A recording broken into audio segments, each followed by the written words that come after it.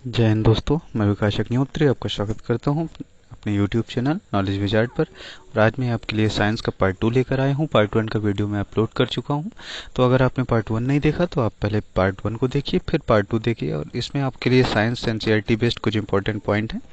तो चलिए डिस्कस करते हैं। हमने पार्ट 1 में पढ़ा था कि कुछ जो विटामिन्स प्रोटीन के बारे में पढ़ा था, जो हमारे स्वास्थ्य पे कुछ इफेक्ट करते हैं। तो अगर इनकी कमी हो जाती है बॉडी में तो फिर क्या होता है, किस तरह से हमें कई तरह के विकार उत्पन्न होते हैं हमारे शरीर में, तो वही डिस्कस करते हैं पहले।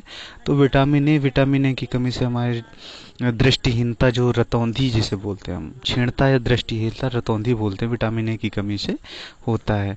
तो लक्षण क्या होते हैं, हमें कम दिखाई देने लगता है, कभी रात में पूरी तरह नहीं दिखाई देता है, तो ठीक है, तो इसे हम रतौंधी कहते हैं। अगर विटामिन B1 की कमी बोले तो बेरी नाम का रोग होता है, जिसमें क्या होता है, दुर्बल पेशियां और काम करने में ऊर्जा में कमी हो जाती है। और विटामिन सी की बात करें तो स्कर्वी रोग होता है, और स्कर्वी रोग के लक्षण क्या होते हैं, हमें मसूड़ों से, दांतों से खून आने लगता है, मसूड़े कमजोर हो जाते हैं, दांत कमजोर हो जाने लगते हैं। तो विटामिन सी की कमी पूरा करने के लिए हमें खट्टे फल, आंवला, संतरा आदि सब खाने चाहिए। तो विटामिन डी की बात करें तो विटामिन डी से क्या होता है, रिकेट्स होता है। रिकेट्स को हम अगर हिंदी में बोलें तो ये सूखा रोग होता है, और इसमें क्या हो जाती है, हमारी अस्थियां मुलायम हो जाती हैं और मुड़ जाती हैं, ठीक है। और अगर अब बात करें कैल्शियम की, तो कैल्शियम क्या होता है, हमारी अस्थियां और दंत क्षय। चूंकि कैल्शियम हमारी हड्डियों के लिए बहुत आवश्यक होता है, तो अगर हमारे शरीर में कैल्शियम की कमी होती है तो हमारी हड्डियां कमजोर हो जाती हैं। तो क्या होता है, अगर कैल्शियम की कमी हमारे शरीर में होती है तो हड्डियां कमजोर हो जाती हैं और दांत भी गिरने लगते हैं।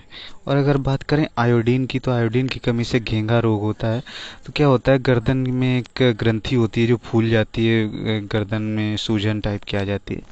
और बच्चों में मानसिक विकलांगता भी आयोडीन की कमी से हो सकती है। और अगर बात करें लौह या आयरन की, तो आयरन की कमी से अरक्तता, जिसे एनीमिया बोलते हैं इंग्लिश में, तो ये रोग हो जाता है, जिससे क्या होता है, हमारे शरीर में कमजोरी आ जाती है। तो चलिए अब नेक्स्ट आगे हम लोग डिस्कस करेंगे। आगे अगला चैप्टर इनका वस्त्र और रेशों से संबंधित होता है। तो वस्त्र क्या बनते हैं, तो वस्त्र बनते कैसे हैं। तो जो सामग्री वस्त्रों के जो बनते हैं हमारे, उनमें विविधता होती है, कई तरह से बनते हैं। सूती होते हैं, रेशमी होते हैं, ऊनी होते हैं और पॉलिएस्टर होते हैं, ठीक है। तो वस्त्र जो बनते हैं तागों से बनते हैं, जिन्हें हम तंतुओं से बनाया जाता है। तो वस्त्र जानते हैं, जैसे अब सूती वस्त्र हम कपास से बनाते हैं, तो कपास कहाँ से मिलता है। तो तंतु जो है तो प्राकृतिक होते हैं या संश्लिष्ट होते हैं। तो रेशम, ऊन जैसे जूट कुछ प्राकृतिक तंतु होते हैं, जबकि नायलॉन और पॉलिएस्टर कुछ संश्लिष्ट तंतु होते हैं। तो आप जानते होंगे कि जो ऊन होती है ये जानवरों से प्राप्त होती है, में रेशम होती है, रेशम कहाँ से प्राप्त होती है, कपास से, और जूट, इन सब चीज़ों से में जो तंतु या कपड़े जो बनते हैं, हमारे वस्त्र बनते हैं, तो ये सब प्राकृतिक और कृत्रिम रूप से बनाए जाते हैं। चलिए नेक्स्ट डिस्कस करेंगे पटसन। पटसन का एक पेड़ होता है जिसे हम जूट भी बोलते हैं। तो इसको उगाया जाता है किस, तो इसको जो वस्त्र बनते हैं हमारे पटसन और जूट से भी बनते हैं। तो क्या करते हैं, पटसन तंतु जो इनको क्या करते हैं, पटसन का एक पेड़ होता है जिसको तने से प्राप्त किया जाता है। तो भारत में इसकी खेती वर्षा ऋतु में की जाती है। तो भारत में वर्षा ऋतु का समय आप सभी जानते हैं, जुलाई, अगस्त, सितंबर, ये वर्षा ऋतु का समय होता है। तो इस समय इसकी खेती की जाती है, और इसकी खेती प्रमुख रूप से कहाँ पे की जाती है, पश्चिम बंगाल, बिहार और असम में की जाती है। तो याद रखना दोस्तों, अगर पूछा जाए कभी कि भारत में पटसन की खेती कहाँ होती है, तो पश्चिम बंगाल, बिहार और असम में होती है, ठीक है। तो इसको क्या करते हैं, पटसन पादप को, फसल को पुष्पन अवस्था में काटते हैं, और काटने के पश्चात पादपों और तनों को कुछ दिनों तक जल में डुबो कर रख देते हैं। ऐसा करने से तने गल जाते हैं, उनसे पटसन या तंतु हाथों से पृथक कर दिया जाता है। तो इस तरह से हमें जूट प्राप्त होती है। चलिए आगे डिस्कस करें, अगर कपास कहाँ से मिलता है, रुई कहाँ से आती है। तो इससे भी खेतों में उगाया जाता है। और मोस्ट इंपॉर्टेंट पॉइंट कपास से बनता है कि कपास की खेती के लिए किस तरह की मिट्टी होना आवश्यक होता है। तो यहाँ पे मृदा काली मिट्टी, जहाँ की मृदा काली होती है और जलवायु उष्ण होती है, वहाँ पे हम कपास की खेती करते हैं। तो भारत में क्या आपको पता है कि कपास की खेती कहाँ की जाती है। तो भारत में मुख्य रूप से कपास की खेती महाराष्ट्र जैसे क्षेत्रों में की जाती है। तो ठीक है दोस्तों, तो चलिए नेक्स्ट पॉइंट की तरफ डिस्कस करते हैं। अब अगर हमारे अगला चैप्टर बनता है इसमें विलेय या अविलेय पदार्थ क्या होते हैं। तो कुछ पदार्थ जो होते हैं जिनका मिश्रण अगर हम जल में मिला दें तो पूर्णतः वो लुप्त हो जाते हैं। जिनका कुछ ऐसे पदार्थ होते हैं जिनको हम जल में मिला दें तो वो पूर्णतः लुप्त हो जाते हैं, ठीक है। तो इस टाइप के जो पदार्थ होते हैं उन्हें हम विलेय कहते हैं। और ठीक है, अब जैसे अगर उदाहरण में ले लें तो पानी और नमक का घोल। अगर हम पानी में कुछ नमक मिलाते हैं तो नमक क्या हो जाता है, पूर्णतः लुप्त हो जाता है, बिल्कुल दिखाई नहीं देता है कि पानी में नमक कहाँ है। तो इसे हम क्या कहेंगे, विलेय पदार्थ कहेंगे। और इसी की जस्ट अपोजिट अगर बोलें कि कोई भी पदार्थ अगर हम जल में मिलाएं तो मिश्रित नहीं होते हैं, काफ़ी समय तक गिलास में मिलाते हैं तो वो मिश्रित नहीं होते, हमें दिखाई देते हैं कि जल में कुछ मिला हुआ है, ठीक है। तो इस टाइप के पदार्थ क्या होते हैं, अविलेय होते हैं। और अगर एग्जाम्पल में ले लें तो पानी और रेत का मिश्रण, पानी में आप रेत मिलाएंगे तो रेत अलग दिखेगी, पानी भी गंदा दिखेगा, ठीक है। तो अब आगे डिस्कस करते हैं अगर कुछ पॉइंट। तो पारदर्शिता क्या होती है या पारदर्शी क्या होता है, तो कुछ ऐसे पदार्थ होते हैं जिनके हम आर पार पूरी तरह से देख सकते हैं, उन पदार्थों को, सामग्रियों को जिनसे होकर वस्तुओं के आर पार देखा जा सकता है, उन्हें हम क्या कहते हैं, पारदर्शी कहते हैं। अब एग्जाम्पल में लें तो कांच, जल, वायु तथा कुछ प्लास्टिक पारदर्शी पदार्थों के उदाहरण होते हैं। तो सभी जानते हैं कि जैसे कांच होता है तो हम इसके आर पार देख सकते हैं, पानी भी के आर पार हम देख सकते हैं, वायु वायु तो वायुमंडल में होती है तो हम आर पार देख ही सकते हैं, ठीक है दोस्तों। तो अगर अब इसके विपरीत बात करें तो कुछ ऐसे पदार्थ भी होते हैं जिनको आर पार हम नहीं देख सकते हैं, जिनके आर पार नहीं देखा जा सकता, उन्हें हम क्या कहेंगे, अपारदर्शी कहेंगे। एग्जाम्पल में ले लें तो लकड़ी और कोई गत्ता, धातु, इन सब क्या होते हैं, ये अपारदर्शी होते हैं। अगर नेक्स्ट पॉइंट डिस्कस करें तो पारभासी क्या होता है, तो पारभासी होते हैं ऐसे पदार्थ जिनसे होकर वस्तुओं को देख तो सकते हैं लेकिन बहुत स्पष्ट रूप से नहीं देख सकते, ठीक है। तो मतलब पूरी तरह से हम आर पार नहीं देख सकते हैं, बहुत कम मात्रा में देख सकते हैं। तो इस तरह के पदार्थ को हम क्या बोलेंगे, पारभासी बोलते हैं। अब अगर अगले चैप्टर की बात करें तो इसमें कुछ जैसे मिश्रण होते हैं उनको अलग अलग पृथक किया जाता है, तो उन पृथक्करण की विधियां होती हैं, कई सारे एग्जाम में पूछा जाता है। हमारे सीटेट एग्जाम में भी पूछते हैं, निस्तारण और कई विधियां होती हैं, हस्तचयन, तो इनके बारे में, थ्रेसिंग क्या होती है, तो इन सब के बारे में हम डिस्कस करते हैं। तो हस्तचयन, हस्तचयन क्या होता है कि जब कोई मिश्रण होता है, हस्तचयन इस जैसे गेहूं, चावल तथा दालों में कुछ बड़े मिट्टी के कणों, पत्थर तथा भूसे को पृथक किया जाता है। तो जैसे गेहूं हो गया, गेहूं में कुछ कंकड़ पत्थर होते हैं जो मिश्रित होते हैं, तो उनको अलग करने के लिए हम हाथों से उनको अलग कर देते हैं। तो इस विधि को हम क्या कहेंगे, हस्तचयन विधि कहेंगे। ऐसी अशुद्धियों की मात्रा प्राय बहुत अधिक नहीं होती है, तो ये ध्यान रखना दोस्तों। जैसे गेहूं है तो उसमें ज़्यादा मात्रा में कंकड़ नहीं होते हैं, क्योंकि अगर ज़्यादा होंगे तो हाथ से बुनने में हमें टाइम लगेगा। तो इस तरह से हस्तचयन हम उसी मिश्रण में हस्तचयन की विधि अपनाएंगे जिसमें जो ये अशुद्धियां होती हैं इनकी मात्रा बहुत अधिक नहीं होती है, ठीक है। तो चलिए अब नेक्स्ट पॉइंट की तरफ डिस्कस करते हैं। अब थ्रेशिंग क्या होता है। अब थ्रेशिंग तो आप लोगों ने जब गेहूं कटते हैं या कई तरह की फसल, धान, ये सब कटते हैं तो आपने देखा होगा खेतों में थ्रेशर चलता हुआ, तो इस प्रक्रिया को थ्रेशिंग कहते हैं। तो थ्रेशिंग में क्या होता है, सूखे पौधों और डंडियों को, अन्न कणों तथा अनाज को पृथक करने के प्रक्रम को हम थ्रेशिंग कहते हैं, ठीक है। इस प्रक्रम में डंडियों को पीटकर अन्न कणों को पृथक किया जाता है।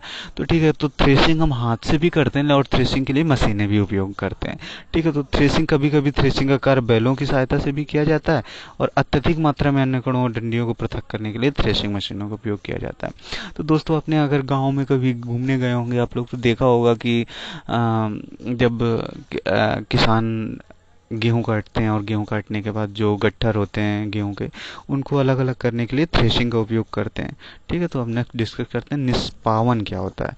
अब ये पॉइंट इंपॉर्टेंट बनता है, कई बार पूछा जाता है। तो किसी मिश्रण के अवयवों को इस प्रकार पृथक करने की विधि निष्पावन कहलाती है, जिससे पवनों अथवा वायु के झोंकों द्वारा मिश्रण से भारी तथा हल्के अवयवों को पृथक करने के लिए किया जाता है। साधारणतः किसान इस विधि का उपयोग हल्के भूसे को भारी अन्य कणों से पृथक करने के लिए करते हैं। तो दोस्तों, ये भी किसान भाई हमारे इसी विधि का उपयोग करते हैं। जैसे कोई फसल है तो उसमें भूसा है और उसमें दाना भी है, तो क्या करते हैं कि ये जो टोकरी होती है, टोकरी में भर के ऊपर से उसको जमीन में छोड़ते हैं। तो जो भूसा होता है वो हवा के उसमें उड़कर दूर गिर जाता है, और जो दाना होता है उसका वजन भारी होता है, तो चूंकि वो जमीन में गिर के एक जगह इकट्ठा हो जाता है। तो इस विधि को हम क्या कहते हैं, भूसे के हल्के कण पवन के साथ उड़कर दूर एकत्र हो जाते हैं, जबकि भारी अन्य कण पृथक होकर निष्पापन प्लेटफॉर्म पर ढेर बना लेते हैं। तो ध्यान रखना दोस्तों, ये निष्पापन हो गया। अब अगर अगला पॉइंट डिस्कस करें तो चालन क्या होता है। तो घर में सभी लोग खाना बनाते होंगे तो सबको पता होगा कि जैसे आटा हो, आप खाना बनाने से पहले, रोटी बनाने से पहले आटा को एक चलनी होती है घर में, छन्नी जिसे बोलते हैं, उससे आप पहले उसको छानते हैं। तो जैसे कभी कभी हमें आटे के व्यंजन बनाने की इच्छा होती है तो उसमें उपस्थित चोकर तथा अन्य अशुद्धियों को पृथक करने की आवश्यकता होती है। हमें इसने चलनी या छन्नी का उपयोग करते हैं, उसमें आटा डालते हैं तो आटे के छोटे कण चलनी के छिद्रों द्वारा निकल जाते हैं, जबकि बड़ी अशुद्धियां चलनी में रह जाती हैं। ऐसे अभिमापों का अंतर हो पृथक किया जाता है। तो चलनी सभी लोग जानते हैं कि चालन क्या होता है कि जब एक मिश्रण होता है जिसमें जो अशुद्धि होती है या वो थोड़े बड़े आकार की होती है, मतलब अलग अलग जो उनका आकार होता है दोनों का, तो वो अलग अलग होना चाहिए। तो जो अशुद्धि होती है वो चलनी में रह जाती है, और जो आटा हो गया, या जैसे अगर घर बनने में मोरंग होता है, मोरंग में एक बड़ी सी चलनी लगाई जाती है, तो उसमें जब रेत को दिया जाता है तो बड़े कंकड़ पत्थर जो होते हैं वो चलनी में रह जाते हैं और मोरंग नीचे गिर जाती है। तो इस प्रक्रिया को हम क्या कहते हैं? चालन कहते हैं। चलिए अब आगे डिस्कस करते हैं अवसादन क्या होता है। तो अब अवसादन ये सब जो होते हैं ये जल जल में की जाने वाली प्रक्रिया है। अभी तक जो मैंने बताया आपको, वो हो सकता है अनाज, हो सकता है मोरंग, हो सकती है, इस तरह के मिश्रण होते हैं। लेकिन अब जो बताने जा रहा हूँ ये जल में होने वाली प्रक्रिया है, क्योंकि जल में जो अशुद्धियाँ होती हैं उनको हम शुद्ध करने के लिए अवसाधन का उपयोग करते हैं। तो क्या करते हैं, मिश्रण में जल मिलाने पर भारी जो अवयव होते हैं नीचे तली में बैठ जाने के प्रक्रम को अवसाधन कहते हैं। तो जैसे कोई मिश्रण है, मिश्रण में जल मिला दिया हमने, तो जो भारी अवयव होते हैं वो नीचे तली में बैठ जाते हैं, तो इस प्रक्रम को अवसाधन कहते हैं। अब अगर हम निस्तारण की बात करें तो अवसादित जो मिश्रण है, अभी हमने अवसाधन बता दिया कि जो भारी अवयव तली में नीचे बैठ गए, अब अवसादित मिश्रण है उसको बिना हिलाए मिट्टी सहित उड़ेलने की प्रक्रिया को निस्तारण कहते हैं। अब जैसे अगर आप एग्जाम्पल में ले लें तो ये मिट्टी और जल का एक मिश्रण है, आपको दिख रहा होगा मिट्टी और जल का एक मिश्रण है। अब इसमें क्या करते हैं, इसको मिला दिया तो क्या होगा कि जो मिट्टी के कण होंगे वो आपकी तली में बैठ जाएंगे, जो जल होगा वो ऊपर आ जाएगा। इसके बाद क्या करेंगे, जब निस्तारण का मतलब अब दूसरे गिलास में लेंगे तो जल को अलग कर लेंगे और मिट्टी को अलग कर लेंगे, तो ये क्या होता है, जो मिश्रण होगा वो अलग अलग हो जाएगा। तो इस तरह के सिद्धांत ऐसे द्रवों को मिश्रण पृथक करने के लिए उपयोग में लाया जाता है। तो ध्यान रखना दोस्तों, अवसाधन और निस्तारण द्रवों को पृथक करने के लिए प्रयोग में लाया जाता है। चलिए आगे डिस्कस करते हैं निस्यंदन क्या होता है। तो निस्यंदन देखते हैं। निस्यंदन इस विधि का उपयोग घरों में पनीर बनाने के लिए होता है। तो ध्यान रखना दोस्तों, जब पनीर बनाते हैं तो पनीर दूध खोलते हुए दूध में हम कुछ एसिड वगैरह डालते हैं, तो जब वो दूध फट जाता है तो उसे हम एक क्या बोलते हैं उसको, वस्त्र में रख के और उसको छान लेते हैं। तो जब छानते हैं तो पनीर का जो बड़े बड़े टुकड़े होते हैं वो इकट्ठे वस्त्र में रह जाते हैं, और उसमें जो पनीर फटने के बाद जो जल होता है वो निकल जाता है। तो इस प्रक्रिया को हम निस्यंदन कहेंगे। ठीक है, तो पनीर बनाने के लिए हम इसका दूध उबालने के बाद नींबू का रस मिलाया जाता है और ठोस कणों को द्रव को मिश्रण में प्राप्त होता है। ठीक है दोस्तों, तो जैसे चाय का छानना भी निस्यंदन का उदाहरण है। तो जब हम चाय छानते हैं तो चाय की जो पत्ती होती है वो आपकी उसमें छलनी में रह जाती है, और जो चाय होती है वो नीचे गिर जाती है। तो इस प्रक्रिया को हम क्या बोलेंगे, निस्यंदन बोलते हैं। अब आगे डिस्कस करते हैं वाष्पन क्या होता है। तो वाष्पन दोस्तों आपको पता होगा कि जैसे जल को उसके वाष्प में परिवर्तन करने की प्रक्रिया वाष्पन कहलाती है। तो जल को वाष्प में परिवर्तन करने की प्रक्रिया वाष्पन कहलाती है। जैसे इसका प्रयोग हम क्या करते हैं, समुद्री नमक बनाने में करते हैं। तो क्या करते हैं, समुद्र के किनारे हम बड़े बड़े गड्ढे खोद देते हैं, और जब समुद्र की लहरों से पानी उन गड्ढों में भर जाता है और कुछ धूप पड़ने पे जो जल होता है वो वाष्प में परिवर्तित होकर ऊपर हो जाता है, और जो नमक होता है वो आपके नीचे उस गड्ढे में रह जाता है। तो इस प्रक्रिया को वाष्पन कहते हैं। तो क्या होता है कि किसी द्रव को उसी की वाष्प में परिवर्तन की प्रक्रिया वाष्पन कहलाती है। वाष्पन विधि का प्रयोग क्या करते हैं, द्रव में घुले ठोस को पृथक करने के लिए किया जाता है। तो अब क्या होता है, समुद्री नमक क्या होता है, द्रव में घुला ठोस ही है, क्योंकि समुद्री जो जल होता है वो खारा होता है, उसमें नमक की मात्रा भी ज्यादा होती है। तो समुद्र जल से नमक प्राप्त करना वाष्पन का एक उदाहरण है। चलिए अब डिस्कस करते हैं संघनन क्या होता है। तो चलिए, संघनन वैसे घर में रोजमर्रा की जिंदगी में आप इन सब प्रक्रियाओं से गुजरते हैं, लेकिन आपको पता नहीं होता है कि ये प्रक्रिया को हम कहते क्या हैं, तो जल वाष्प को उसकी द्रव अवस्था में परिवर्तित करने की प्रक्रिया संघनन कहलाती है। तो जैसे आपने कभी देखा होगा खाना बनाते वक्त जब हम जो बर्तन होता है उसको अगर किसी प्लेट से ढक देते हैं, तो जब वो जो जल होता है वाष्प में परिवर्तित होकर जो जिस प्लेट में हम ढकते हैं उस प्लेट के ऊपर उसमें वाष्प के रूप में बन जाती है। तो उस प्रक्रिया को हम क्या कहते हैं, संघनन कहते हैं। तो जैसे आपने कभी किसी जिस पात्र में दूध को थोड़ी देर पहले उबाला हो उस पर ढकी प्लेट पर संघनीय जल की बूंदों को देखा होगा आपने। तो जी हाँ, आपने कभी ना कभी घर में खाना बनाते वक्त इस प्रक्रिया को देखा होगा कि जब वाष्प निकलती है और अगर ऊपर ढक्कन से बंद है तो वो ढक्कन में ही एकत्र हो जाती है। तो इस प्रक्रिया को हम संघनन कहते हैं, या जैसे वाष्प का जल में पुनः परिवर्तन हम संघनन कहते हैं। अब चलिए आप डिस्कस करते हैं। अब आपका अगला चैप्टर है पौधों को जानिए। तो पौधों के बारे में कुछ डिस्कस कर लेते हैं। तो पौधों के कई टाइप होते हैं, जैसे शाक, झाड़ी और वृक्ष। तो शाक क्या होता है? शाक को हम जैसे हर्ब्स भी बोलते हैं इंग्लिश में। तो शाक क्या होता है? हरे एवं कोमल तने वाले पौधे शाक कहलाते हैं। तो जो छोटे छोटे पौधे होते हैं आपके घर में आसपास लगे होते हैं, तो क्या होते हैं, इनके तने जो होते हैं वो बहुत कोमल होते हैं। इन पौधों को क्या कहते हैं? शाक कहते हैं। सामान्यतः छोटे होते हैं, तो ध्यान रखना दोस्तों, छोटे होते हैं, इनकी लंबाई बहुत ज़्यादा नहीं होती और अक्सर इनमें कई शाखाएं नहीं होती हैं। अब अगर एग्जाम्पल में ले लें तो जैसे हल्दी का पेड़ हो गया, गेहूं का पेड़ हो गया, इनको हम शाक बोलते हैं। ठीक है दोस्तों। अब चलिए अगर डिस्कस करें झाड़ी के बारे में, तो झाड़ी क्या होता है? तो कुछ पौधे जो पौधों में जो होते हैं शाखाएं तने के आधार के समीप में निकलती हैं, तना कठोर होता है। ठीक है दोस्तों। तो कुछ जो पौधे होते हैं जिनका तना बहुत कठोर होता है, तो परंतु अधिक मोटा नहीं होता है, तो इन्हें हम क्या कहते हैं? झाड़ी कहते हैं। जैसे कैक्टस, आपने देखा होगा, कैक्टस का पेड़ देखा होगा आपने, उसमें उसे हम झाड़ी कहते हैं। ठीक है। और अगर वृक्ष की बात करें तो वृक्ष क्या होता है दोस्तों?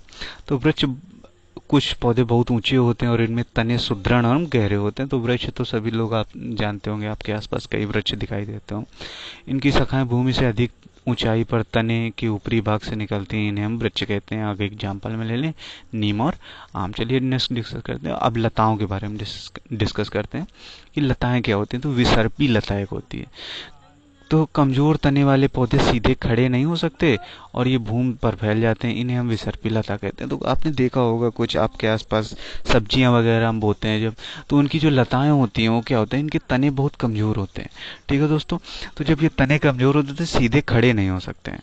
ठीक है। या तो इनको किसी जो सहारे की जरूरत होती है, तो जब उन्हें या तो सहारे से किसी की सहायता से हम ऊपर चढ़ा सकते हैं, तो इन्हें हम आरोही कहते हैं। इन पौधों को आरोही भी कहते हैं। ठीक है। तो आरोही लताएं, अगर इनका भी एग्जाम्पल हम दे सकते हैं, तो जैसे आपने देखा होगा खरबूजा, लौकी, ये आसपास बोते हैं जब, तो इनकी जो शाखाएं होती हैं, इनकी जो लताएं होती हैं हमें विसर्पी लता कहते हैं। जैसे इस तरह से ये जो आपको फिगर दिख रहा होगा, इसमें जो सहारा दिया गया है डंडे का, तो उसके सहारे से ये जो लता है ऊपर चढ़ रही है, और ये इस तरह ये जो है, तो ये खेतों में। तो चलिए अब नेक्स्ट डिस्कस करते हैं पत्ती। पत्ती क्या होती है? तो पत्ती क्या होती है? पेड़ में आपने पत्ती तो देखी होगी। तो पत्ती का वह भाग जिसके द्वारा वह तने से जुड़ी होती है उसे हम पर्णवृंत कहते हैं। तो ये आपने फिगर देखा होगा। तो पत्ती का ये जो भाग है जिससे तने से जुड़ी होती है इसे हम क्या कहते हैं? पर्णवृंत कहते हैं। पत्ती के चपटे और हरे भाग को फलक कहते हैं। तो ये आपका फलक हो गया। ठीक है दोस्तों। अब पत्तियां कार्य क्या करती हैं? तो पत्तियों को बहुत इंपॉर्टेंट रोल होता है एक पेड़ के डेवलपमेंट में, बहुत इंपॉर्टेंट रोल होता है। बिना पत्तियों के तो शायद कुछ हो ही नहीं सकता है, पेड़ डेवलप ही नहीं हो सकता। तो पेड़ पत्तियों का सबसे पहला कार्य क्या होता है? वाष्पोत्सर्जन। इसे इवेपोरेशन भी बोलते हैं। तो जल की बूंदें जब पत्ती से जल वाष्प के रूप में निकलती हैं और इस क्रिया को वाष्पोत्सर्जन कहते हैं। तो दोस्तों ध्यान रखना, जब जैसे जड़ से जो जल होता है वो पत्तियों में जाता है और पत्तियों से ये जल वाष्प के रूप में बाहर निकल जाता है, तो इस प्रक्रिया को क्या बोलते हैं? वाष्पोत्सर्जन कहते हैं। इस प्रक्रम के द्वारा पौधे बड़ी मात्रा में जल वायुमंडल में छोड़ते हैं। चलिए अब आगे डिस्कस करते हैं। अब आगे प्रकाश संश्लेषण। तो पत्तियों के द्वारा ही हम प्रकाश संश्लेषण की क्रिया भी होती है वृक्ष में, और ये एक इम्पोर्टेंट प्रक्रिया है। ये मानव जाति और वृक्ष दोनों के लिए बहुत इंपॉर्टेंट प्रक्रिया होती है। बिना इसके साथ पृथ्वी में जीवन संभव नहीं हो सकता है। तो चलिए डिस्कस करते हैं प्रकाश संश्लेषण क्या होता है। तो पत्तियां जो होती हैं प्रकाश और हरे रंग एक पदार्थ की उपस्थिति में अपना भोजन बनाती है। तो जो पत्तियां होती हैं ये क्या करती हैं, हरे रंग के प्रकाश में की उपस्थिति में, प्रकाश की उपस्थिति में अपना भोजन बनाती हैं। इस प्रक्रिया में जल और कार्बन डाइऑक्साइड का उपयोग करती हैं। तो पत्तियां क्या करती हैं, इस प्रक्रिया में कार्बन डाइऑक्साइड का उपयोग करती हैं। और तो दोस्तों आपको पता भी होगा कि जब पेड़ जो होते हैं प्रकाश संश्लेषण की प्रक्रिया करते हैं तो वो कार्बन डाइऑक्साइड लेते हैं और हमें क्या देते हैं, ऑक्सीजन देते हैं उसके बदले में। ठीक है, तो इस प्रक्रम को हम क्या कहते हैं, प्रकाश संश्लेषण कहते हैं। इस प्रक्रम में ऑक्सीजन निष्कासित होती है। तो पत्तियों द्वारा संश्लेषित भोजन अंततः पौधे के विभिन्न भागों में संग्रहित हो जाता है। तो दोस्तों ध्यान रखना, प्रकाश संश्लेषण एक फोटोसिंथेसिस की प्रक्रिया वृक्ष के लिए बहुत इंपॉर्टेंट होती है। चलिए अब आगे डिस्कस करते हैं पुष्प। पुष्प क्या होता है, तो ये आपका पुष्प का एक फिगर होता है। पुष्प में पुंकेसर होता है, स्त्री केसर होता है, पराग का कोष होते हैं। ठीक है, तो पुष्प के कई भाग होते हैं, जैसे बादल, पंखुड़ी, पुंकेसर और स्त्री केसर। तो ये जो पुष्प में होते हैं, ये ऊपर इन्हें हम बादल कहते हैं। ठीक है, तो पुष्प के केंद्र में स्थित भाग को स्त्री केसर कहते हैं। तो पुष्प के बारे में इतना बहुत है, इससे ज़्यादा आप पूछा नहीं जा सकता है आपके एग्जाम में। अब आपका अगला जो पॉइंट है बनता है जड़ें। तो जड़ें क्या होती हैं, तो किसी भी वृक्ष का जो आधार होती हैं तो वो जड़ें ही होती हैं। तो चलिए डिस्कस करते हैं। जड़ें मिट्टी और जल एवं खनिज पदार्थों का अवशोषण करती हैं। तो मिट्टी से क्या करते हैं, जल और खनिज पदार्थों का अवशोषण करती हैं और पौधों को मिट्टी की दृढ़ता से जमाए रखती हैं। तो पौधे में एक विभिन्न रोल, जो इम्पोर्टेंट रोल होता है वो जड़ों का होता है। जड़ें दो प्रकार की होती हैं, मूसला जड़ और रेशेदार जड़। तो जो अगर मूसलेदार जड़ की बात करें तो ये जो आपको फिगर देखो, ये मूसला जड़ का, और जो रेशेदार जड़ होती है, इस चीज का फिगर बना हुआ है आपको। तो अब क्या कहता है, जालिका रूपी सिरा विन्यास युक्त पत्तियों वाले पौधों की जड़ें मूसला जड़ होती है, जबकि समांतर सिरा विन्यास युक्त पत्तियों वाले जड़ों को रेशेदार जड़ कहते हैं। तो जड़ों के बारे में इससे ज़्यादा पूछा नहीं जाता वैसे। चलिए, तो ये आपका जो साइंस का क्लास 6 का इम्पोर्टेंट पॉइंट जो अभी तक जो बनते हैं ये थे। तो अगर आपको ये वीडियो अच्छा लगा तो लाइक करें और प्लीज़ चैनल को सब्सक्राइब जरूर करें, जिससे मैं आपको अच्छे से अच्छे वीडियो दे सकूं और जिससे आपकी मदद हो सके आपके C TET, UP TET, DSSS और KVS जैसे एग्जाम्स में। तो वीडियो देखने के लिए धन्यवाद।